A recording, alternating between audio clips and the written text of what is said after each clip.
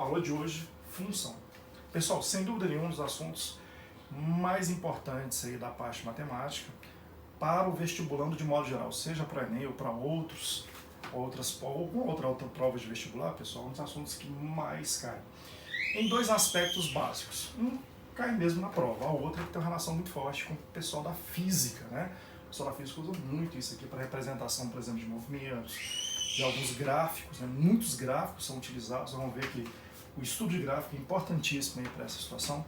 Então, função tem toda essa, vamos dizer, esse pacote, vem esse pacote em volta dele. Então, um assunto que você deve se aplicar bastante, estudar bastante, tá? É lógico que a gente, além do estudo básico de função, que é exatamente estabelecer o tipo de relação, né, como a gente vai ver aqui a parte teórica inicial, fazer um estudo detalhado das principais funções que nós usamos no nosso cotidiano, né, principalmente com essa aplicação lá na física ou até mesmo na química, né, muito utilizado também.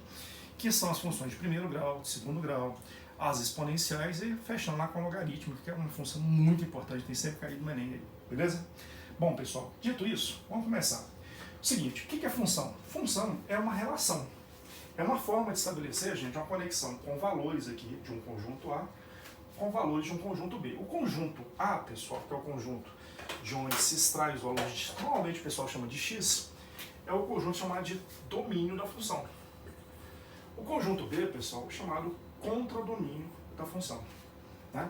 Então, na verdade, esse conjunto aqui pode ser de valores numéricos, mas pode ser, eventualmente, pessoal, de nomes, por exemplo, pode ser variáveis que não necessariamente são numéricas, mas normalmente nos estudos cotidianos, os que mais ocorrem são o quê? São valores numéricos, que podem ser tempo, e aqui a posição de determinado corpo, por exemplo. Então você tem a posição em função do tempo. Você, para ter função, você precisa de três coisas: o conjunto A, o conjunto B, gente, uma forma de dizer, uma forma de você estabelecer a conexão de todo elemento em cada um dos indivíduos desse conjunto conectado com exatamente um elemento do conjunto B. Essa é a lei de formação, essa é a fórmula. Essa é uma forma de você conectar esses dois conjuntos. Você tem que dizer com precisão, cada um desses indivíduos está conectado com quem lá do outro lado. Essa é a bendita da fórmula, né? O pessoal fala aí. Então, essa fórmula aqui, pessoal, olha só. Pessoal, eu vou chamar aqui de lei de formação. Então, eu preciso de uma lei de formação, né? Muitas das leis de formações cotidianas, nos estudos aí de física, por exemplo, muito bem estabelecido, por exemplo, lá dos movimentos, né? Então, lei de formação ou simplesmente forma. É uma forma de você conectar esses dois conjuntos. Por exemplo, vamos agora pegar um caso aqui mais concreto. Nesse caso aqui, pessoal, nós temos o conjunto A, que é o domínio, com os elementos 1, 2, 3 e 4. E o conjunto B, o contradomínio. E eu quero, pessoal, estabelecer o seguinte: eu quero conseguir os elementos aqui vai ser os elementos que eu vou chamar de X, e aqui os indivíduos Y. Eu quero que todo Y aqui, gente, é exatamente o dobro de X. Então, na verdade, está lá. Então, Y é o dobro de X. O pessoal fala, já tem, mas desse jeito aqui não está muito matemático, não, mas os matemáticos usam outra linguagem, é verdade, né? Os matemáticos preferem uma linguagem, digamos, mais sintética. Ao invés de dizer dessa maneira, o pessoal costuma usar muito o seguinte: Y é o dobro, duas vezes o X. A linguagem é bem mais matemática, o pessoal usa mais assim. Mas poderia ser dessa maneira? Pode, vai. Ó, quer ver? Dá para usar tranquilamente. Quem é o dobro de 1, pessoal? O 2. Você conecta lá certinho. Ó. Quem é o dobro de 2? O 4. Quem é o dobro de 3? O 6. Quem é o dobro de 4, pessoal? 8. Pronto, então, quer dizer, aqui funciona? Funciona perfeitamente. Só não é muito usual. O pessoal prefere mais utilizar essa forma mais sintética, na qual, por exemplo, você pode muito bem estabelecer o seguinte: olha lá, ó, qual é a imagem do 1? Olha, a imagem do 1 é 2 vezes 1, que é 2. Então, a imagem do 1 é o 2. Então, usa-se Y de 1. Quem é a imagem do 2, pessoal? Né? Quer dizer, você vai obter qual o valor lá da imagem, o Y, quando o X for 2. Quando o X for 2, 2 vezes 2, que é 4. Quem é a imagem do 3? Quem é a imagem do 3 lá do outro lado? Olha, 2 vezes 3, que é 6. E finalmente, pessoal, quem é a imagem do 4. A imagem do 4, tá lá, a imagem do 4 é o 8, né? Então, 2 vezes 4, que é igual a 8.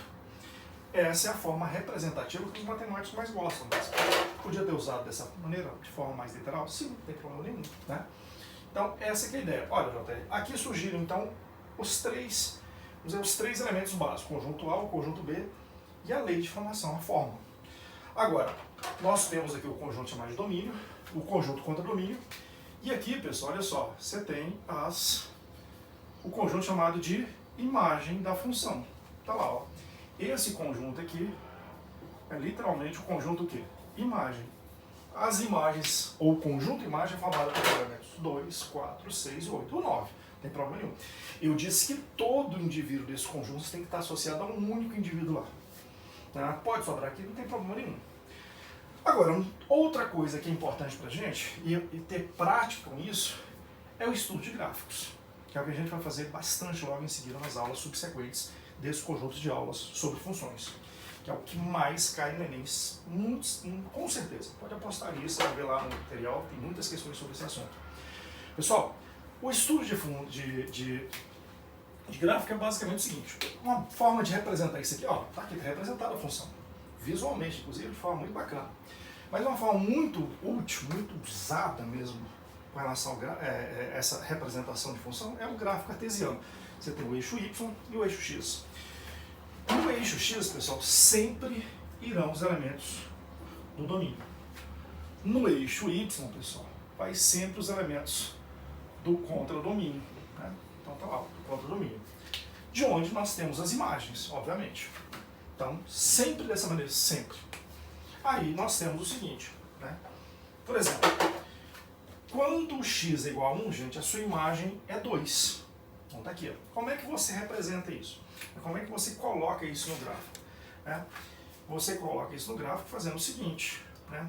Olha lá, ó. Quando o x for igual a 1, o y é 2.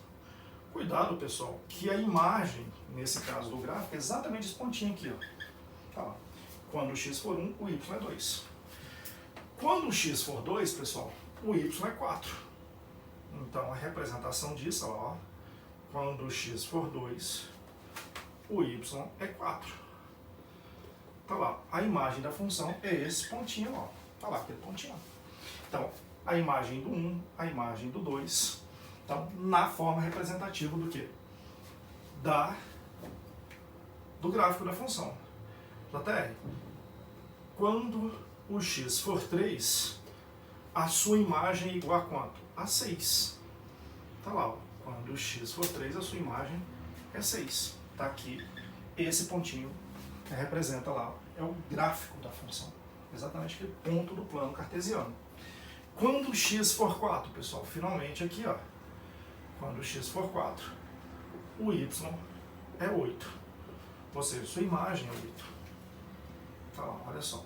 Então, fechando aqui o gráfico da nossa função. Olha, não existe x algum associado ao 9, não tem problema nenhum. Como eu falei para vocês, as imagens são 2, 4, 6 e 8. Os elementos do domínio, todo elemento aqui, né, do domínio é associado a um único indivíduo, né, do contradomínio. Então, você pode observar nitidamente nessa situação, gente, que, olha só, esses pontos estão alinhados. Alguns alunos, alguns estudantes aí, de forma inadvertida, têm mania de, olha até aí, então agora eu posso traçar uma reta ligando esses pontos. Não. Cuidado que os elementos aqui são discretos, é 1, 2 ou 3, então, na verdade, você salta daqui para cá, daqui para cá, daqui para cá. Você não tem uma linha contínua aí ligando esses pontos, não. Mas é importante observar que realmente esses pontos estão alinhados. Afinal de contas, logo você vai ver que você vai fazer estudo de funções, né? Uma função em especial muito importante aí é justamente a função chamada função do primeiro grau. As funções normalmente têm relação com as funções afins. E aí o que acontece? Os gráficos dessas funções realmente são retas. Nesse caso aqui, ó, é simplesmente uma situação de transformação linear. Realmente, o y está conectado com o x por uma função padrão linear. Então, tá aí, pessoal. Gráfico de função é isso. Nós temos alguns estudos relacionados principalmente a tipos de gráficos, que a gente vai fazer logo em seguida. Nesse caso aqui, você pode observar aqui Nitidamente dá para observar aqui, pessoal, que na medida que x aumenta, olha lá, ó, o valor do y também aumenta. Ou seja, nesse caso a gente diz que o gráfico é o quê? Um tipo de função que é crescente, estritamente crescente nesse caso. Então, falar sobre monotonicidade, ou seja, como é que um gráfico cresce, decresce, ou pode ser que ele permaneça constante, é importantíssimo para a gente. Então, recapitulando, toda função tem que ter três coisas: um domínio, um contradomínio e uma lei de formação, uma fórmula, que tem que ser de forma muito precisa dizer para a gente, né? Tem que dizer para a gente exatamente como é que cada um desses indivíduos do conjunto, chamado de domínio, se conecta com o elemento do conjunto que contradomínio, formando aqui com os elementos ligantes aquele conjunto que a gente chama de conjunto o quê? Imagem. Então, para ter função, nós precisamos ter obrigatoriamente essas três coisas. Pus um exemplo, logo em seguida vamos fazer alguns estudos de situações, né, com relação aos estudos de gráfico, moçada. Show de bola, valeu!